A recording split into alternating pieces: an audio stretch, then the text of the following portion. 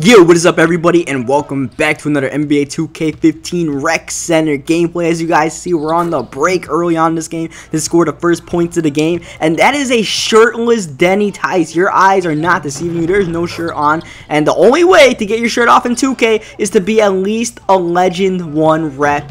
As you guys know, you might know, it's like Pro, then All-Star, and then it was Rookie, Pro, then All-Star, and then Legend 1, or Legend 1, 2, and 3, and I'm at Legend 1.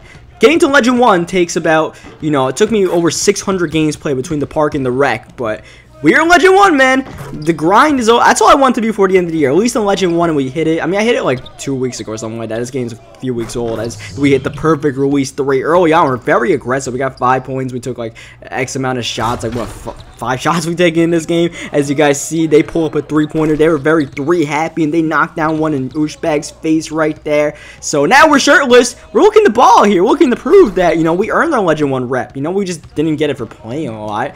We did good things. Unfortunately, that was not a very smart play. As you see right before the end of the first quarter, we were trying to get something going, but we end up getting a steal, and I get the ball to beat the buzzer. Just couldn't finish the easy mid-range jumper. I mean, I didn't have a release on that one, but still, I see Josh in the corner knocking down, I believe, yeah, it's a 3-pointer right there, extending the lead to 4 early on in this game. As you guys see, they got some firepower of their own, but that time, no good. And then on the break, Brian finds me. I'm looking to line up the shot, but I wait a second, and then bang, Denny Tice from downtown. We're scorching with that 3-ball early on, 75% here. We hand it off to Brian, looking to get everybody involved, looking to get everybody their touches, especially with the way I've been shooting early on. I've been shooting lights out, but I've also been shooting very often, which, for a point guard, can probably piss people off sometimes, because they're like, alright, well, when do I get my touches out here? I could cook just like you. And you see, I could have pulled up that shot, but someone was coming right at me, so I find Walsh, and Walsh are doing a little give and go right there, and Walsh ends up finishing. Walsh is a small forward. You guys might not notice. Walsh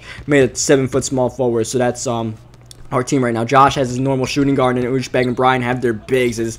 I should have taken that shot there. Maybe I got a little bit too passive, and instead, right before the end of the second quarter, they beat the buzzer, and the lead is cut to 1. It could have been, that's like a, 6-point swing right there. I should have pulled up a wide open 3. Instead, I tried passing it to Walsh, who wasn't even open, and then they get that deep 3. So, just a bad mistake on my part, and I've now thrown, well, not thrown, I had back-to-back turnovers. I just lost it over my foot the last time. You see Walsh driving and not getting it to go. Instead, it's another turnover, and it's another fast break bucket, and these buckets on the break are killing us right now. It's what's getting these guys ahead of us. As you can see, they're now up by 3, and it's just fast break buckets, because we've been playing some pretty good defense this game. As you guys see, they were trying to do a lot of double teams, a lot of half-court traps, but our team, we have a lot of good players as far as moving the ball. As you see, Walsh demonstrating it right there. Extra pass to Ushbag. Ushbag finishes in the paint. That time, Josh, open mid-range jumper, you gotta take down. But we definitely moved the ball. So someone tries to double team our team.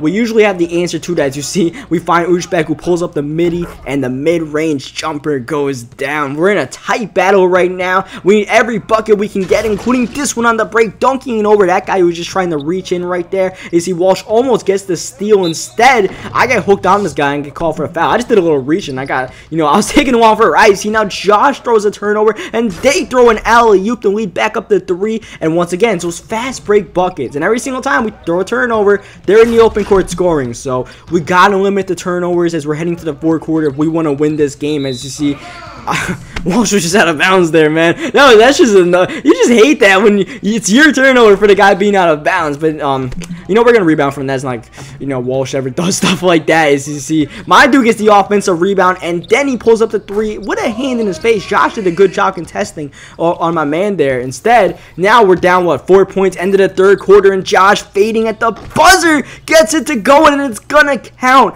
Another buzzer beater, back-to-back buzzer beaters. Are we gonna see a buzzer beater at the end of the fourth quarter?